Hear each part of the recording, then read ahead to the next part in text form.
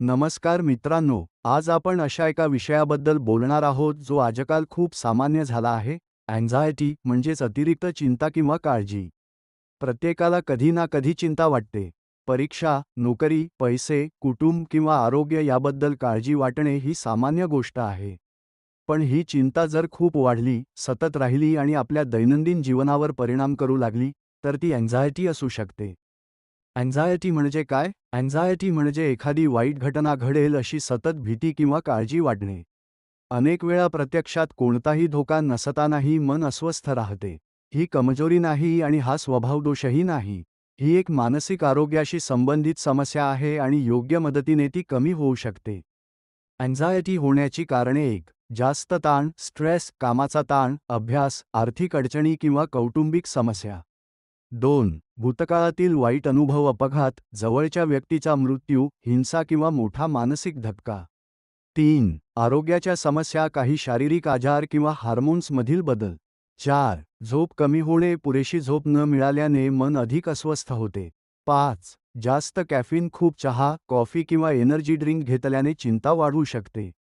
6. सतत social media, इतरांशी स्वतःची तुलना करणे, नकारात्मक बातम्या सतत पाहणे.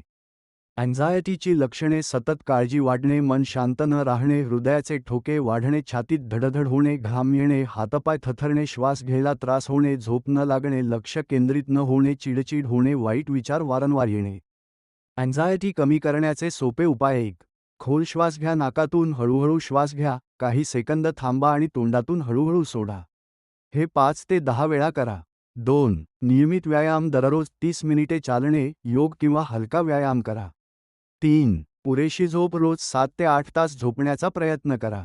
4. संतुलित आहार, फळे, भाज्या आणि पौष्टिक अन्न खा. चहा, कॉफी आणि जंक फूड कमी करा.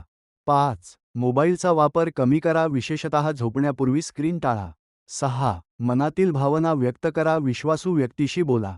मनात सर्व काही दाबून ठेवू नका. 7.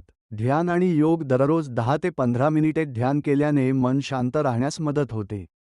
8. आवडते छंद जोपासा, संगीत ऐका, पुस्तक वाचा, चित्र काढा किंवा बागकाम करा. डॉक्टरांचा सल्ला कधी घ्यावा? जर चिंता अनेक आठवडे किंवा महिने सतत राहत असेल, काम, अभ्यास किंवा नातेसंबंधांवर परिणाम होत असेल, पॅनिक अटॅक येत असतील, झोप, भूक किंवा दैनंदिन जीवन खूप बिघडले असेल, अशा वेळी मानसोपचारतज्ज्ञ किंवा मानसिक आरोग्य तज्ज्ञांचा सल्ला घ्या. योग्य उपचार, समुपदेशन आणि गरज असल्यास औषधांमुळे अँक्झायटीवर चांगले नियंत्रण मिळवता येते. अँक्झायटी हा लाज वाटण्याचा विषय नाही. जशी ताप किंवा मधुमेहासाठी उपचार घेतो, तशीच मानसिक आरोग्यासाठीही मदत घेणे योग्य आहे. स्वतःची काळजी घ्या, नियमित व्यायाम करा, पुरेशी झोप घ्या आणि गरज वाटल्यास मदत मागण्यास अजिबात संकोच करू नका. जर हा व्हिडिओ तुम्हाला उपयुक्त वाटला असेल तर लाईक करा, शेअर करा आणि अशाच आरोग्यविषयक माहितीसाठी चॅनल सबस्क्राईब करायला विसरू नका.